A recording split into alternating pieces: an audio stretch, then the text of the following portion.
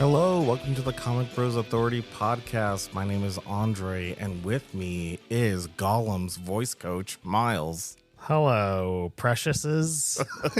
How are you? Oh, I'm just doing well. Oh, you're still going with it. Yeah. All right, cool. Are you going to do the whole show like that? Yeah. All right, cool. I wish I could. Like, honestly, like if I tried to do the voice, it would just ruin the entire episode. Yeah. So we're back. Yeah. I was going to say, you're going to start sounding like Marjorie Taylor Greene. Yeah. Yeah, so you were gone on your vacation. Yes, I was. And then I was at home sick. That sounds wonderful. Yeah, I lost my voice. Oh, I did too, but it was because I was screaming and singing songs. Yeah, for me, I was like at work and people were yelling at me and I was like, I'm trying. Okay, RFK Jr. Yeah, for real. But I'm glad to be back. Yeah. I was going to do a solo episode, but it didn't work out because I got sick. But now I'm back. Now I'm here. You know, while I was on vacation, I was like, why isn't anything uploaded? What happened to this solo episode? What's going on? Oh, yeah. Yeah, because we don't talk at all. Oh, no. Yeah. Since we don't talk, I didn't tell you I got sick until I walked in with cough drops and coughing. Oh, is that what that is? Yeah. Oh. Ricola. Nice. I have some in my bag. Yeah. You know what? I thought those were just like those cool new tahine bags that they have with, just like corn nuts. Whoa. Yeah. Delicious. Anyways, hi. We're here to talk about something that we absolutely hate. Despise. Yes, with a passion. We're doing something a little different today. Yeah. We are talking about Frank Miller's and Jim Lee's All-Star Batman and Robin, the Boy Wonder.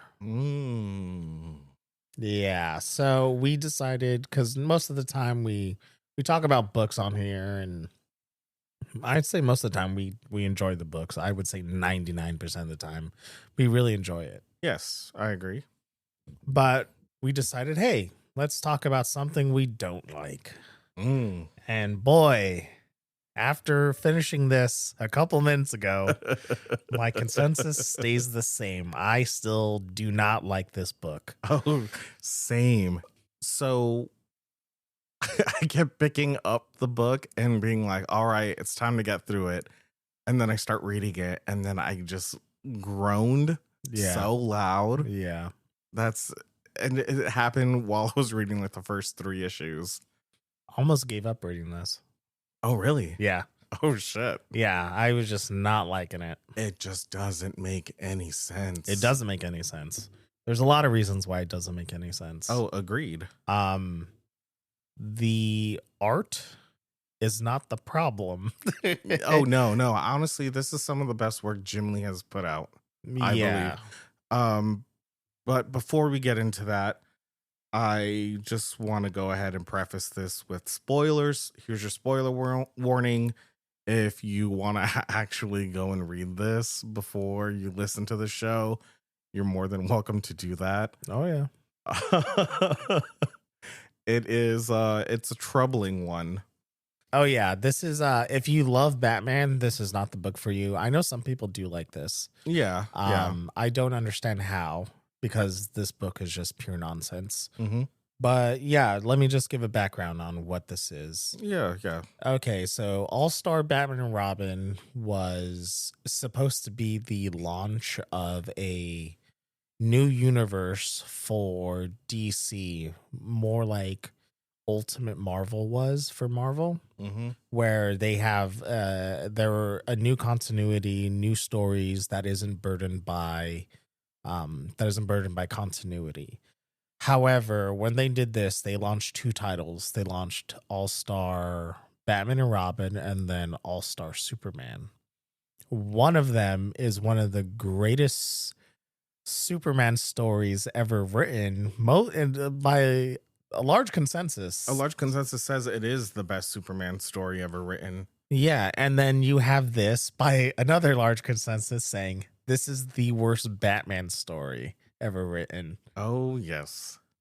And so this book is about Batman basically taking in Robin and like their first few missions together, if you would call it that.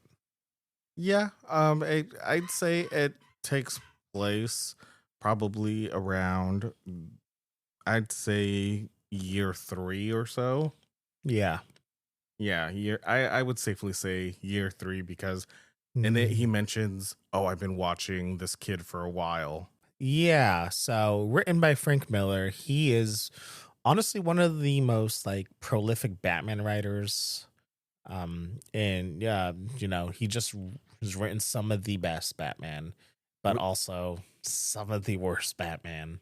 It's pretty crazy to think about because you look back on Frank Miller's 1980s work when he did Year One and then he did Dark Knight Returns. Yeah, like those two are just amazing. Yeah. Great Batman works. I highly recommend people go read it. You don't need it. Year One, obviously, it's a Batman origin story, but it feels like a crime drama. Then you have Dark Knight Returns, and you don't need to be. You can just read it. It's its own like self-contained story, and it's wonderful. Yeah, for that one, I really just bought the book and read it without even reading any previous Batman. Yeah, it's amazing. Yeah, and it's pretty good. It's a self-contained story, excuse me, and you just jump right in there, and it's a fun little read. Oh yeah, but this about what 20 years later or so. Yeah, it's because this is like 2005, and I know Dark Knight Returns was 85, and Year One was 86. So with Frank Miller's Batman, he also kind of creates his own Batman universe, which starts in Batman Year One, then goes into Batman and Spawn that he did with Todd McFarlane. Oh yeah, I forget about that one. Yeah, exactly. Then you have Batman. I think it's Batman meets or versus Santa Claus, which I haven't read. I haven't even heard of that one. Yeah. So I forget when he did that one, but goes into there. Then it goes into All-Star Batman and Robin, and then you get the Dark Knight Returns, or the Dark Knight, The Last Crusade. Oh yeah. That was those minis that he did around the Master Race era, right? Yeah. And then you get Dark Knight Returns, Dark Knight Strikes Again, Dark Knight 3, Master Race, and then Dark Knight Golden Child. So you have all of that. That's his whole continuity of everything Batman that he has done. And only one of those actually takes place in continuity, and that's Batman Year One, because that was like his origin story for like ever. And it's fantastic. It's amazing. Yeah, it's the origin story that everyone is pretty much that they can recognize. Yeah, exactly. So this story came out back in 2005, and it came out after the much maligned Dark Knight Strikes Again. Yeah, because that book was terrible too. Yes. God, awful stuff. There's a reason why that book is terrible. Yes. I mean, there's multiple reasons why that book is terrible. Because you got the writing, of course, but then you have the artwork and the coloring of Dark Knight Strikes Again, which is fucking awful. It's abysmal. Yeah, it just looks like a 5th grader did it. It honestly, it really does. And it's so funny how I'm hearing you talk about all this, but just a few weeks ago you were praising Frank Miller's artwork when he's doing all the Marvel variants. I like that. All right. I don't hate Frank Miller's artwork. There's just some instances where it just looks great, and others where it just looks bad. But during the time of like the early to mid 2000s, Frank Miller was having a really, really hard time, like in his personal life, which affected these two books. Okay. He was he was creating Dark Knight Strikes Again, and then 9/11 happened. Yes. And he lived like some blocks away from Ground Zero. Oh, damn. Yeah. He wasn't like super close, but he can see it pretty close happening outside his window, which made him mad. He fell into the Islamophobia and the patriotism going on in the early 2000s. I fucking remember that very well. Yeah. And so you can feel a lot of that hatred carry over into this book. He also took up drinking.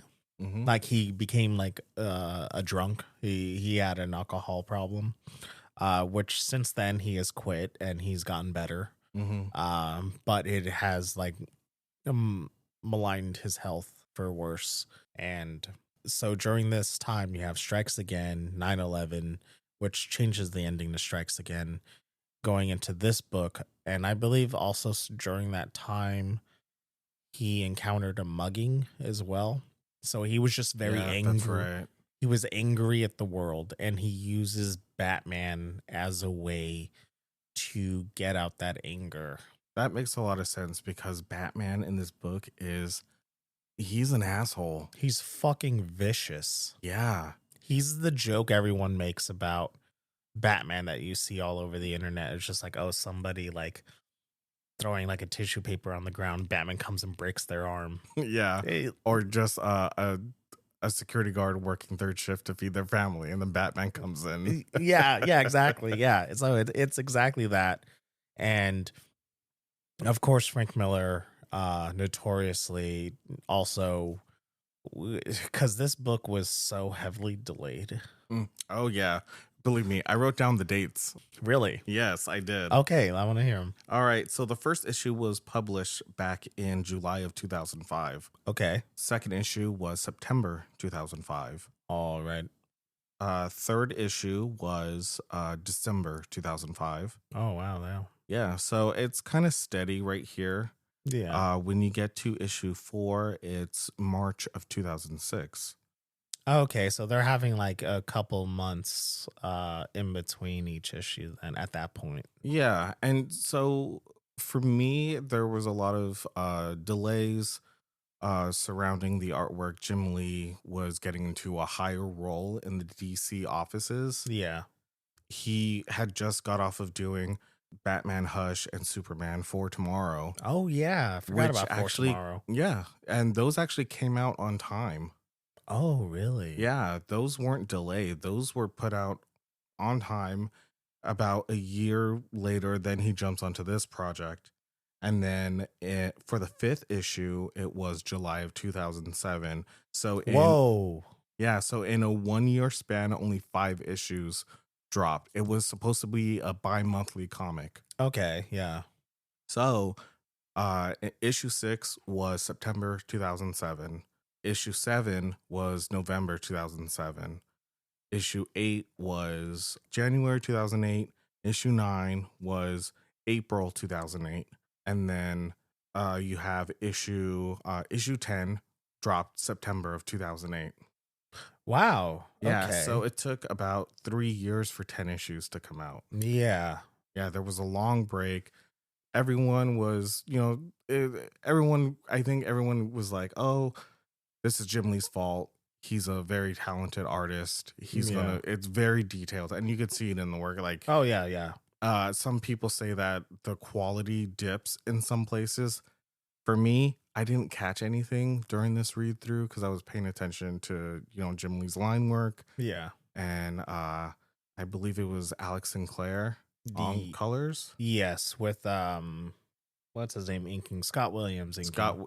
His longtime collaborator, Scott Williams. I didn't see any problem with the artwork whatsoever because a lot of it is just pinups. Yes, I was going to say that. Just like Hush. Yes. There's a lot of pinups in this book. Yeah, it's just one-page splashes of Batman jumping into the air, and then you have this shit ton of dialogue that Frank Miller threw in of how the streets are awful and people are mean and how he's the goddamn Batman. Oh, yeah. Oh. I think when it comes to the art, as beautiful as it looks, like Jim Lee, the way some of his character models look, it looks very close to Frank Miller. If you notice the way his Wonder Woman looks, like with her hair and the tiara going like all the way down to like the bridge of her nose. Oh, she has that black curly hair. Yeah. And the way Barbara Gordon, when she jumps in the air, she does kind of like this curved angle thing that Frank Miller does. Oh my god, yeah, just like Superman's daughter. Yeah, like that's how like she flies or whatever. I don't understand that, but I mean, it's pretty iconic in the loosest sense of the word for that character. Yeah. So I think when people say like maybe that's where it just felt like the quality dropped, because I did notice it, but I was just like, oh, this is very reminiscent of Frank Miller himself. And you see that a lot with the artists that worked with him in the Master Race era when that was coming out. One of the Kuberts, yeah. Yeah, and Was even it Andy? yeah, it was Andy. Yeah. You also have Eduardo Riso and John Romita Jr. Oh, yeah.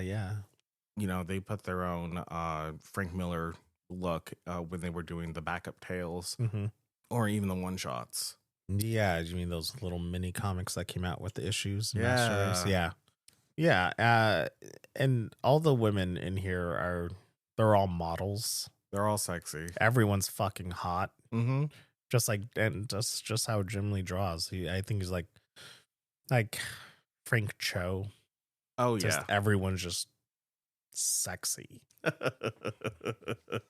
And I know a lot of people have that kind of hang up for Jim Lee's artwork where everyone is just fucking hot. Like you look at the X-Men swimsuit. Yeah. Thank you. Yeah. I know exactly where you're going with that. I mean, I do like Jim Lee's art. Like I'm a huge fan of his art. Yeah, same. But yeah, when it comes to, and like this book is just so pretty. It's so gorgeous to look at. Yeah. Every page is just something, especially when he does the splash pages. Yeah. It's that's why I don't fault the art for this book. Because it's very pretty to look at. It's like watching a bad movie with great cinematography. Oh yeah. Like, wow, this movie looks great, but the everything else is shit. All right, so you want to go ahead and just get into it? Let's get into it. All right, so this story takes place in the early part of Batman's career. Yeah. So he is on a date with the fabulous Vicky Vale of the Gotham Gazette. Who knew reporters can look so fucking hot? Well, Kim Basinger. Oh, yeah. She was Vicky Vale. Yeah, you're right. She's like 80s hot. Yeah, so he goes to Haley Circus, and during all this, you sort of see the Flying Graysons as they're doing their act. Yeah, Robin just totally he's up there. Which this one differs. Yes, because instead of like the ropes being cut and Robin's parents fall, there's a sniper or a gunman who just like headshots the both of them. Oh yeah. So that was something I wanted to bring up too. Is just the way they were killed. Yeah, it's very shock and awe. It's really pushing that boundary that I think they were trying to go for, like with the Ultimates. Yeah, because you could see them trying to be more, I guess, updated, more modern with it. Yeah. But for me, I was honestly, it begs the question: why were these two acrobats murdered like that? We don't know, and we never find out. Yeah, you just know that they're killed. Eventually, you find out who the gunman was and who is the one who put the hit out on them, but we never figure out why. Yeah. Because this story is never finished. Yes. Yeah. So this story is said, going back a little bit, the story is said to be completed in a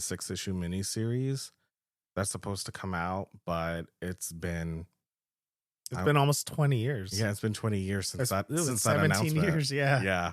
So during all the confusion of the Graysons dying, Batman finds the gunman, and the cops kidnap Robin for some reason, because we never know. Yeah. And like they were like about to murder him too. Yeah, they're about to murder Dick Grayson, and then Batman's on the tail, or Vicky Vale and Alfred are.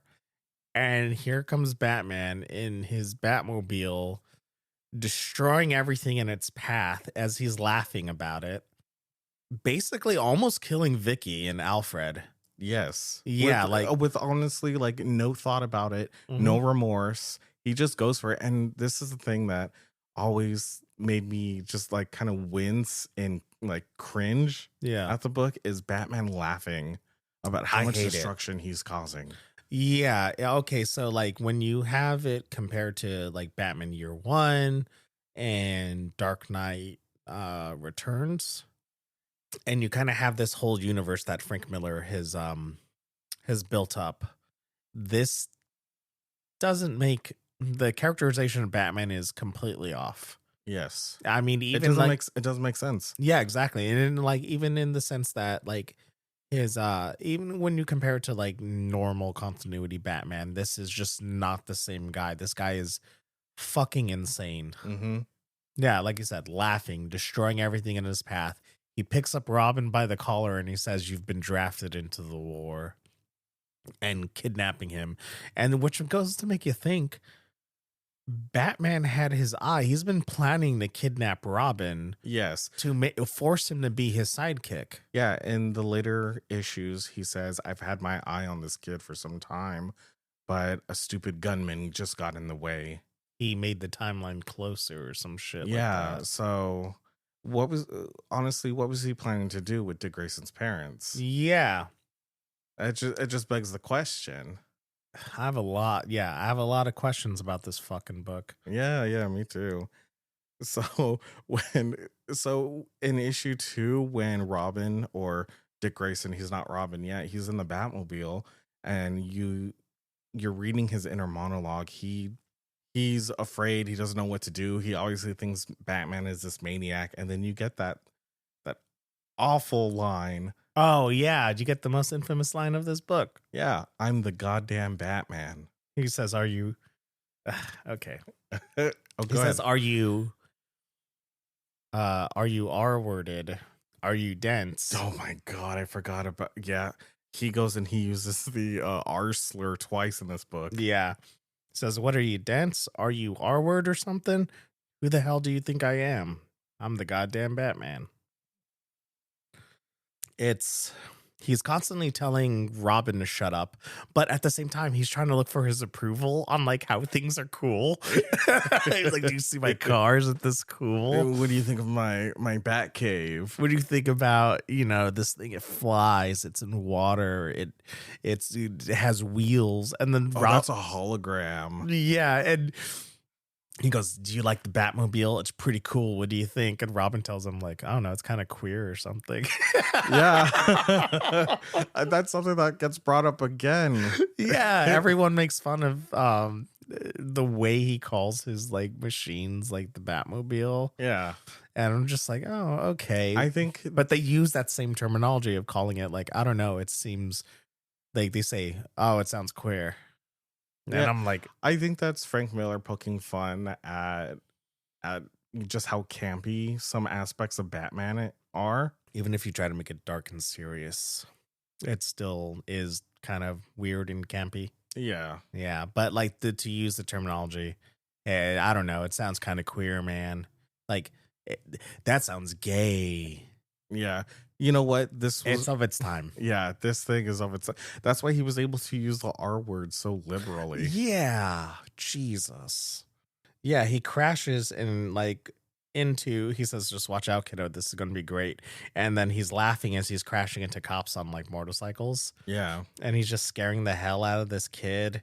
He's just like, it's just pure chaos in these like first couple of issues. It's so funny because while he's doing this with Dick Grayson, Vicky Vale is back there with Alfred having a heart attack. Yeah, she's like dying on the floor, and like Alfred, ripped as he is, just like, "Don't worry, Mom, I got you." And, you know, just like putting her together to get her like stable enough to go to a hospital and whatnot. So another part of like Batman's characterization in here is like there's a lot of moments where he is being a fucking madman, like how he is in these issues, but he can sort of see like this is a child and he needs to grieve. But he immediately goes back to being a complete psychopath. It's kind of crazy, the dichotomy that's happening there with his inner monologue where he recognizes Dick Grayson and he sees himself as a kid in Dick Grayson, which he brings up a lot. Yeah. But then when he opens his mouth, he's just a fucking asshole. Yeah, exactly. It's so crazy. And I'm okay. Like, before we go anywhere, did you notice how they changed the origin of Batman? Bruce Wayne is usually around like what, 10, 12 years old when his parents get shot. Yeah. In this, he's 6 years old. Oh, really? Yeah, so he's much younger when he experiences this. Okay. And even through Alfred's own inner monologue, when he's talking about a young Bruce Wayne, he's talking about, oh, there's a darkness behind this child. Yeah. And that darkness was released the day his parents died. And I was like, when I was reading it, it shocked me. I was like, you could see that kind of darkness in a 6-year-old. This book is just so uneven. Because even like later you have like great points. Like it has some like really good like Batman, you know, like when you get to the end of like issue 9, don't mean to jump ahead, you get some stellar stuff. Yeah. But then you have like a lot of this. And that's why he's just like very abusive towards Robin. That's the thing that I absolutely hated about this. You know, you're trying to go for this gritty, realistic kind of feel with the book, and you just make your character so cold. But the thing that makes Batman is, yes, while he is cool, while he is cold and calculated, you know, there's a part of him that is warm, and he has that warmth for the Robins. I think, not to compare it too much, but like the current Batman and Robin book coming out right now by Wade and Samney. Yeah. It's like the complete opposite of this. Oh, yeah, so different. Yeah, where you see Robin and Batman, they're learning how to get used to each other. And like Batman, not sure if should I take this kid under my wing, and Robin's like, oh, watch, I can show you, Bruce. And then like they're always butting heads and fighting and like trying to one up each other. And it's done in a way where it feels realistic, but it also is like kind of played for like a little hokiness. Yeah. A little Silver Age hokiness. In contrast to this, where it's just Batman is not a good person, and like there's no real reason he should be taking a kid out on a war on crime. Yeah. And I don't know. And that's where I think some of the messaging gets lost for me a little bit is Frank Miller trying to say something about that? When it comes to those early years of Dick Grayson, that always seems the point of Robin. Have you ever read Chuck Dixon's Robin Year One? No. It's fantastic. The one he did about Tim Drake, right? No. It's about Dick Grayson. Oh, yes. Yeah, he did that. He did Nightwing Year One and Batgirl. Yeah, Batgirl Year One. Yeah, I read Robin Year One. Yes. Yeah. So I was thinking the mini series with Tim Drake. Oh no, not that one. Yeah. Or you mean about the one where he is at Haley's circus when the Graysons die? Yeah. Yeah, no, not that. No, but in that book, I feel like writers do have a lot to say when it comes to Batman bringing in a child to fight a war on crime. Yeah. And they usually do it through the perspective of Jim Gordon. Yeah. Because Jim Gordon is always there going like, who the hell is this? Who's this kid in a yellow cape? Yeah. Like, what are you doing? Are you sure that's a good idea, Bats? Yeah. And I believe it's in that Chuck Dixon miniseries where he looks at Batman and he says, I'm going to ignore this for now, but we're talking about this later. It's because it's just so in close contrast to the Wade Somney run. Yeah. And I read that Robin Year One. I think I read that last year. Yeah, same. But yeah, it's I'm going to be doing that a lot. I'm going to be sighing a lot during this episode. No, I get it, because that was exactly me. I had to audibly express how I felt. Yeah. Because while I was just hanging out here, I was like, ah, damn, this sucks. Oh boy. I know. But continuing on with the story, we are introduced to Black Canary. God. Who in this version, she's Irish. Yeah, she's Irish. I had no idea until like issues later. Exactly. She didn't talk Irish or anything. Nobody mentioned it until later. They're like, why do you sound like a leprechaun? Yeah, yeah, I had to flip back and was like, wait a minute, what is going on here? Yeah, now we see right here. She's like, so what is it you two will be having, gents? What'd be your poison? And then you can see over here, they say, oh, hey, I'm 1/8 Irish. But it just like, but why change her to Irish? I don't really see what the use of that was. Yeah. Plus, I think this is a complete bastardization of her character. It is. This isn't Dinah Lance. No, not at all. This is not the Dinah Lance I know. Yeah. And I love Dinah. Oh, yeah, same. But this ain't her. This is someone else. Yeah, and you notice the guy that she kicks looks a lot like Oliver Queen. One of the two guys who go in there and start harassing her in the bar. Yes, I noticed that. Yeah, I was like, oh boy. I felt really bad for one of the guys there. He's wearing a Superman shirt and he's just drinking his beer. And then like you just get like the glass smashed in his face right there. And then she kicks him in the balls. Yeah, I was just like, dude, he was just drinking his beer and she just kicks him in the face. But I guess like it says later, like he said something fucked up to her. Oh. And she hates all the terms. Why is she bartending in her costume? Yeah, that's what I don't get. This issue spends most of the issue with Dinah Lance, and then it just continues the whole car ride into the Batcave. God, you're right. So the pacing of this story is god awful. Yeah, and this is what, issue 3? Yeah. And you haven't really gone anywhere with any of the characters. And that's when you get your first look at Clark Kent as he sees that that Robin has been, or Dick Grayson has been kidnapped. Batnapped. Superman here too is just really fucking angry all the time. He's saying damn, he's telling everyone to shut up. Dude, oh my God, I hate this version of Superman Clark Kent. I hate this version of everyone. I hate everyone in this book, especially when you get to issue 4, Vicky Vale's like dying in a hospital now. Yeah. Anyways, because oh God, yeah, issue 4, she's dying in the hospital. Yeah, but like when you get to the quote unquote Justice League meeting up, when it's doing this long monologue about Wonder Woman and where she came from, and she meets up with Green Lantern, Superman, and Plastic Man. So you get her. When she goes down to talk to the four of them and you finally get the characterization of everyone, I think the only great characterization is probably like Plastic Man. Yeah, because he's insane already. Yeah, and it suits Frank Miller's style. Yeah. Oh, speaking of Frank Miller's style, he has this noir way of writing and doing dialogue and caption boxes. Mm-hmm. Where a lot of it is, he says like a short burst of a sentence and then he repeats it at some point. Yes. The thing is, yeah, exactly. But the thing is, he does it with every single character.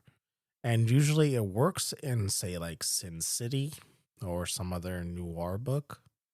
But I don't think it works here, especially when everybody has that same sort of like, there's the affectation or whatever. It's like everyone's talking that way. Yeah, everyone is a Scruff McGruff. Yeah, exactly. Exactly. And that's the thing. It's just like you have Robin speaking that way. You have Vicky Vale speaking that way. You have Barbara Gordon speaking that way and Batman speaking that way. Yeah, and it really does bog down the dialogue a lot. Yeah. And that's something that I absolutely hate. Like when the four of them are meeting, you just have Wonder Woman and Superman being so angry. And just throwing like words, like hateful words at each other. And this is my issue when it comes to the characterization of these heroes. Like, I understand it's supposed to be different. It's a different universe, yada, yada. But Superman is supposed to be hope. Batman, fear. I guess. Wonder Woman love. Yeah. But this Wonder Woman, the way she speaks, she's talking about like taking the bat down and killing him. Yeah. And how Superman and how Green Lantern are just, they're not men. She talks to Green Lantern as if he is lesser than her, and that she's like, "Oh, run and get my coat." And then that the values that Superman has are extremely naive and stupid. Yeah, she's like, with your naivete, with your farm boy rules and whatnot. And yeah, it's just really demeaning the way she talks down to everybody. Yeah, which is not Diana whatsoever. In which Diana's message is of love and unity. Yeah, and also it's different from the way he writes Diana in the rest of this Dark Knight universe. Like, all these characters are written so fucking terrible, and then even Green Lantern's written like an idiot. Yes, he is. Yeah, that was like a massacre of my boy. Is Hal Jordan your favorite Green Lantern? He's the only one I know a lot, the most of. Okay. Yeah, I know I know Hal Jordan the most out of all of them. I grew up with Jon Stewart, but I don't think I've read any Jon Stewart that's been like made him like the shit. Yeah. Okay. Yeah, I see that. Yeah, I just the exchange between Wonder Woman and Superman in that issue when Wonder Woman makes a threat of murdering Batman. Yeah. Superman goes and he's like, if you murder in while I'm on the planet, like it's gonna be your blood that'll be spilling. And I dropped the book and I was like, Superman would never ever say that. Yeah. No. That's not Superman. Yeah. And I know there's like this long history of like Frank Miller not liking Superman. I mean, look what he did to him in The Dark Knight Rises. Returns, excuse me. Yeah. Yeah, he made him a crony for Reagan. Yeah. He turned him into a fascist. Yeah, I don't think Frank Miller. Yeah, Frank Miller says different, but he sure shows it to be, hey, I don't like Superman. Yes, you feel a lot of this because like the way Batman is taking down criminals throughout this entire series. He's breaking their bones. He's giving them, he's like a compound fracture. That's when the bone sticks out of the body. Yeah. It's basically he wants them to feel the pain so they don't commit the crime again. And he's like, I always want you to remember me, like when the air gets cold and wet. And he loves the fact, he thrives on the fact that they're going to be feeling like so much pain. Man, it doesn't make any sense because he's supposed to be I mean, I guess it does make sense in Frank Miller's own world because Batman says it later on when Green Lantern confronts him. Green Lantern tells him, "Oh, you're making us look like criminals," and Batman says, "Well, we are criminals. We've always been criminals." Yeah, so which is a throwback line to Dark Knight Returns. He says that in there to Superman. But I mean, like, I guess it makes sense. And Frank Miller's, or like in general, because superheroes work outside of the law.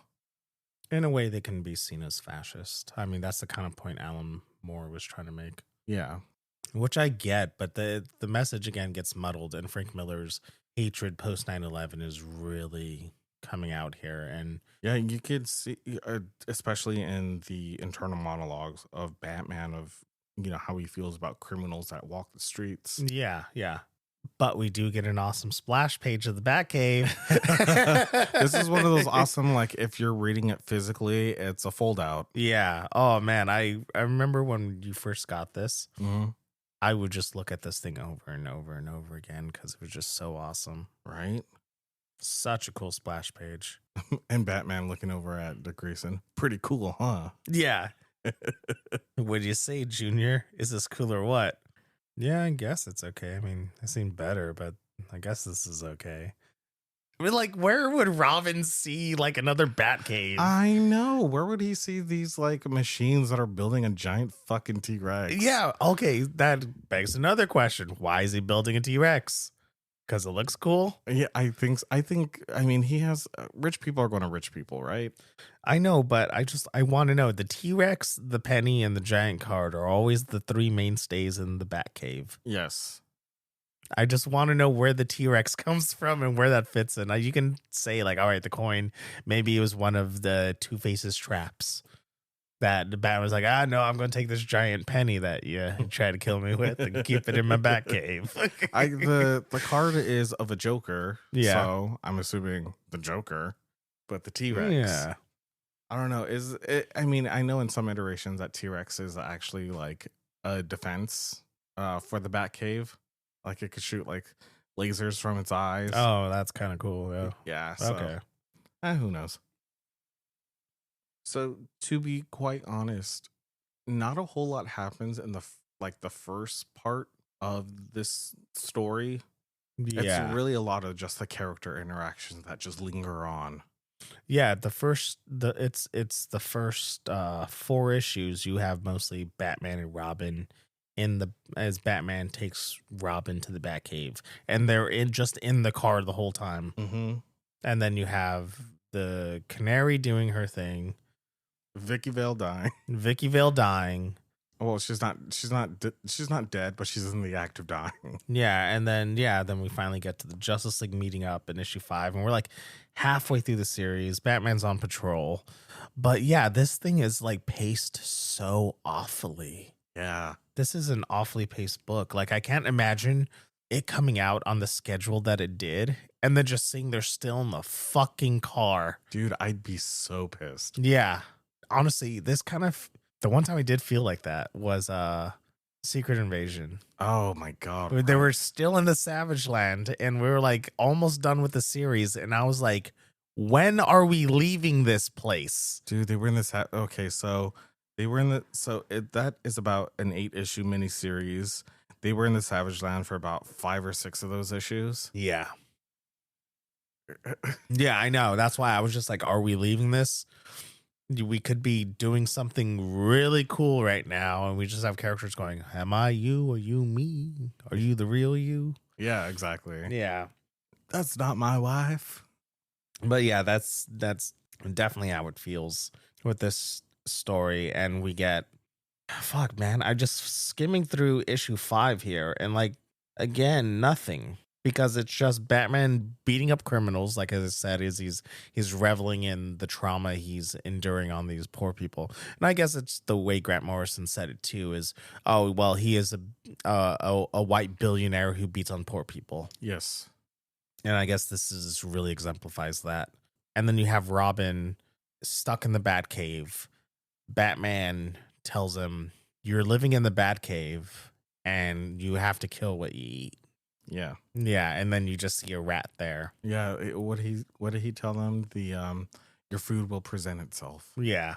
But Alfred, being the great man that he is, just keeps making food for him and serving him and changing him into warmer clothes. And Batman is getting pissed off at Alfred. He's like, "Why are you doing this? He has to learn the way I learned." Oh God. Yeah, and he's just like he's throwing Alfred against the wall, screaming at him. I'm like, Jesus Christ, dude. So how do you feel about Barbara Gordon in this? And how do you, I know that this isn't finished, but I know Barbara Gordon, you get to see the beginning of her story start to play out, but it doesn't go anywhere, obviously. I can see what Frank Miller was trying to do here. Yeah. I can see that it was more like, all right, she's kind of like, she's young and dumb. Yeah. Where, you know, she just takes the influences and wants to go do things. She sees Batman. She thinks he looks cool, wants to do the same thing he's doing. Mm-hmm. Which, you know, you as like, you know, being a teenager, you know, you see that you want to be a copycat. You know, you emulate what you think is cool. And I can see it, but then like, I don't know. To me, she's very unlikable. Yeah. She's not necessarily the same Barbara Gordon that you come to know and love. Yeah, exactly. She's just like, oh, you got a detective dad. I'm gonna bullshit him. Yeah. And she says it a lot.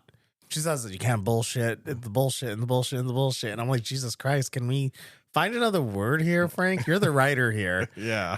Open up a fucking thesaurus. But I guess that plays into the character. I don't know. And then I think Frank Miller really has like an affinity for arcades because that's where Barbara Gordon goes on her first night out as Batgirl. Mm-hmm. And arcades played a huge part in where those where Carrie Kelly. Yeah, with Carrie Kelly. Oh my God, yeah, you're right. I didn't think about it. Yeah, he gave us sort of like background of how the arcade got there. We didn't need to know, but we know now. Yeah, we know now. So in this story, Barbara Gordon is the biological daughter of James Gordon and his wife, Barbara. Yeah. What they do with Barbara, Gordon's wife, God damn. Yeah. She was like, they don't really explain how she became a traumatized alcoholic. But she's messed up, man. She is. And I think, Jim's still cheating on her with Sarah. Yeah, he is. Or has at least having an emotional affair with her. Yeah. Because it's like, oh, Sarah, I miss you, yada, yada, yada. I think it's more emotional than it is physical. Yeah. Because even Barbara Jr., and is there a female version of that? Like senior, junior? When it comes to the two Barbaras, I don't know. Yeah, I don't know. No, I don't. Anyways, when Batgirl, I'll just call her Batgirl. Yeah. When Batgirl is talking to Gordon in the later issues, I think it's issue 9 or 10. Yeah. She tells Gordon, "Hey, why don't you call Sarah?" Oh, it's issue 10. No, issue 10. Yeah. Yeah. She goes like, "Call That'll Sarah." help. Yeah. Yeah. So I think it's more emotional than it is a physical thing. Yeah. Plus, not plus, but going into the Jim Gordon of it all, I don't like how they messed with his origin. Because his origin is he is a cop that transferred from Chicago to Gotham. Yeah. And while in Gotham, he learned that the police force is corrupt and he tries to change it from within. Yeah. And he rises through the ranks and he does change it for the most part. Yeah. In this one, you get hints about what happened, why he transferred from Chicago. And he's in his inner monologue, he's just going on about, oh, Barbara hasn't been the same since Chicago, not since the bodies and the fire. And I was like, wait, what? Like, what? Like, Gordon, what the fuck did you do? What the fuck? Yeah. Doesn't make any sense. Yeah. So because she was perfectly fine in year one. And they were a couple they had their hardships and everything. And of course, Jim Gordon was being a piece of shit by cheating on her. But yeah, she was normal. She was a normal character. Maybe watching. Well, and also this doesn't make any sense because if Barbara Batgirl is the biological daughter of Barbara and Jim, then where was she during the events of year one? Yeah, because it was just James Jr. Yeah, James Jr. who was born and Batman saved. Huh. So it really just doesn't line up if you try to put Frank Miller's universe together.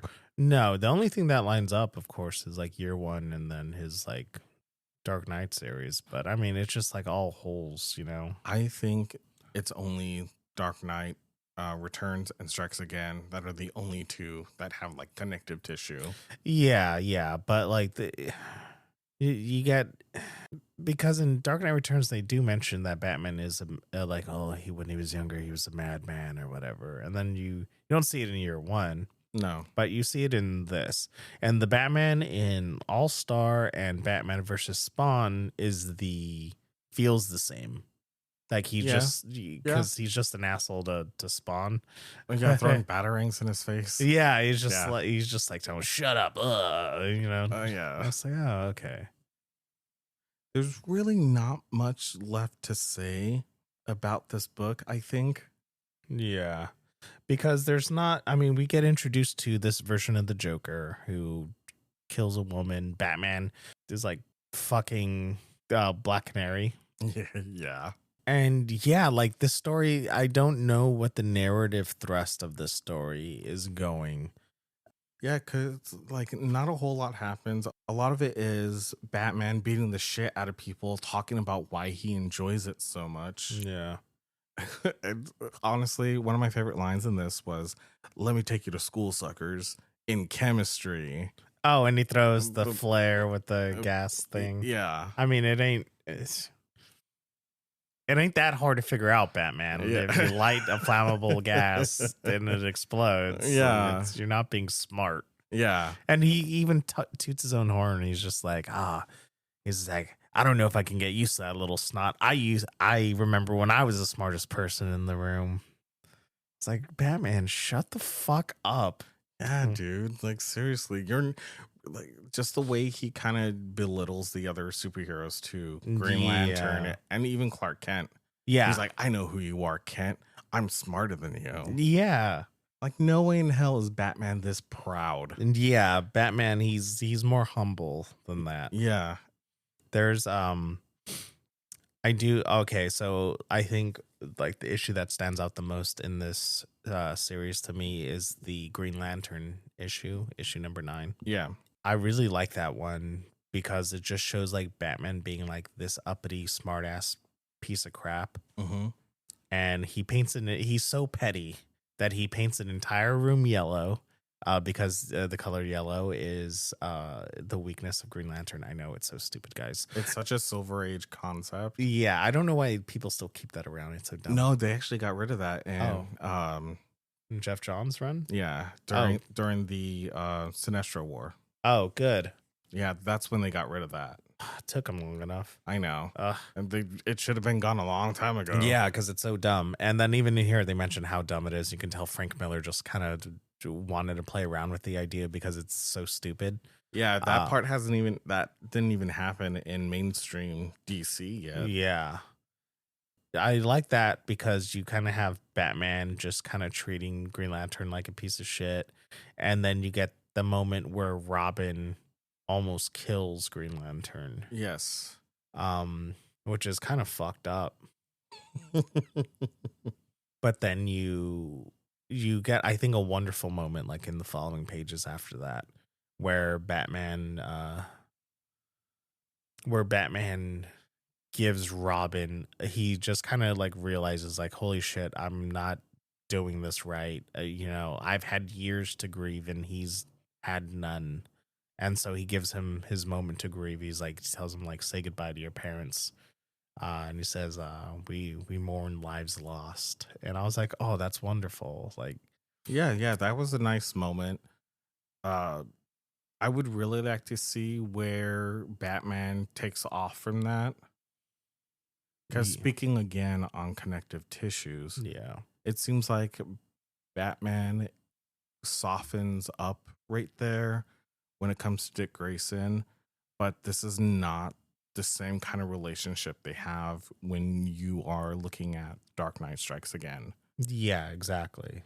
Because that relationship in that book is the beginning of this book. Hold on. So the Robin in Strikes Again, that's Dick Grayson? Or is that Tim Drake? Dick Grayson. Frank Miller just fucking... Yeah. Yeah, because you know how because at the end it turns out the big bad. Yeah, the big bad of it all is Dick Grayson. Yeah. And about, just how Batman failed him. So stupid. Yeah, it's ridiculous, right? Yeah, you're right, because in this universe, yeah, it's Jason Todd dies and then that's it. Mm-hmm. It's funny enough, he was the first guy to kill off Jason Todd.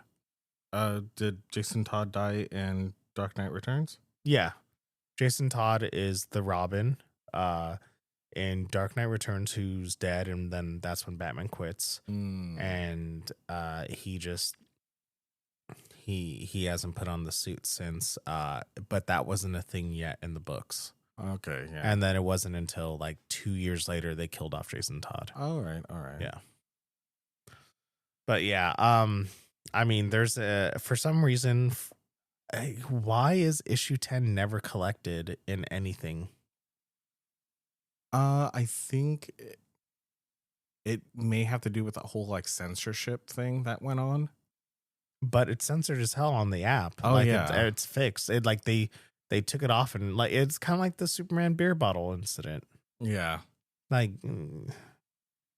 it's fixed. Like, why can't they just throw it in the book? Because I don't think it's in the absolute edition.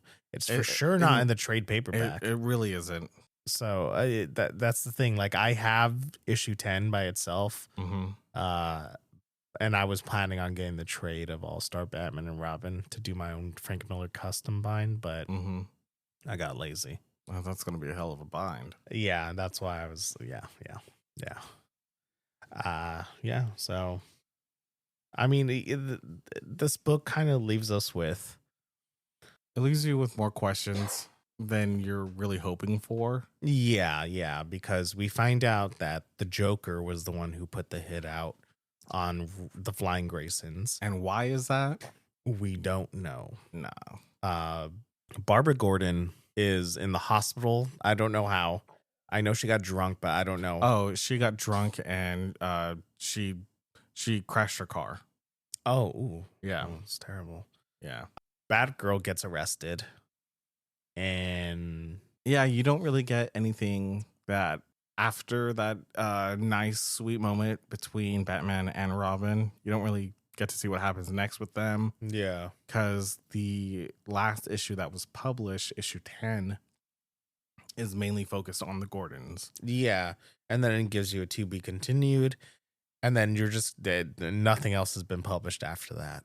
And you're just kind of like, it's such an unfulfilling book.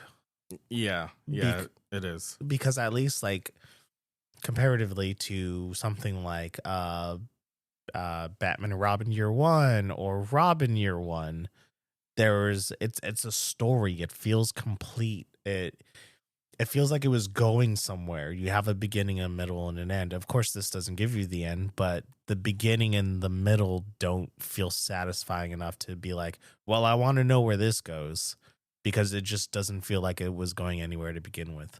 I can safely put this in my I'm good if I never read this again. Yeah, after this reading, I am in that same boat where I don't have to read this ever again. I know what it's about. I know what happens. When I first started collecting comics, this is honestly one of the first books I picked up, and I even realized how bad it was then. I remember kind of liking it, but I think it was just because I like because of the art. Yeah, I love Jim Lee's art, so I was like, okay, yeah, let's go. But not even the art can save such a trash story. Yeah, exactly. And this isn't Frank Miller at the top of his game. This is bottom of the barrel Frank Miller stuff. Bottom of the barrel Batman stuff. This is the stuff that he's infamous for. Yeah. When you think Frank Miller, of course you think about his eyes. And he does. He's changed the game. He changed the fucking game in the 80s. But then you have stuff like this where you're like, oh boy, what are you doing? What are you doing, dude? Yeah, like I'll give Frank Miller his flowers. Yeah. Definitely. I'm still a fan. Yeah. Obviously, I talked about it. Yeah. And you were talking shit. But this is something that I don't go recommending to people unless I'm just like, if you want to know something that's bad, read this. Yes. Because if you read this and then you go and you read something that's good, then you know what is good and what is bad. Yeah. I think it's a good comparison like that. I know some people do find enjoyment in it. I just can't, as like even in a completionist style of how I am with, like, I wanted to read like all of Frank Miller's Batman, and then now this, I'm like, I don't have to. I haven't even read Dark Knight Golden Child. Yeah, I haven't read that one either. I was good after Master Race. I didn't even finish Master Race, but it was so funny that you bring that up because as a completionist, I was like, you know what? Let me go ahead and pick this up again. Wait, you haven't finished Master Race? No, I only got like 4 issues in. Oh, I collected the whole thing when it came out. That's you. Huh. And then I collected it in deluxe edition, and then... Were you collecting it when it was coming out in the single hardcovers per issue? Yeah. Oh, damn. Yeah. I didn't finish it that way, but I did collect it like that. But yeah, like I said before, this isn't something that I go out recommending people. Yeah, no way. Not at all. I'm sorry. Not sorry. Man, I don't care. All right, yeah. So yeah, that was our episode. Thank you so much for listening. Never recommend this book, but however, if you do want to read it, it is available where it's published in trade. I don't think it's been printed recently, but you can find it on like eBay or DC Universe app, Hoopla, Libby, wherever you find graphic novels. Yeah, it's real easy to track down. It may be out of print, but it's not like crazy out of print. Yeah, exactly. It's easily available. All right, Andre. All right. So next on our things we're going to be talking about, the next episode will be finally Infinity Gauntlet. Oh, we're still doing that? Oh, did you not want to do that? No, we can still do that. Okay, cool, because I love that story. Okay. And then after that, we're doing our April pull list. I'll let you know, Andre. I haven't read anything this month. It has been a weird month for me too. I haven't read anything from my pull list. Really? Nothing at all.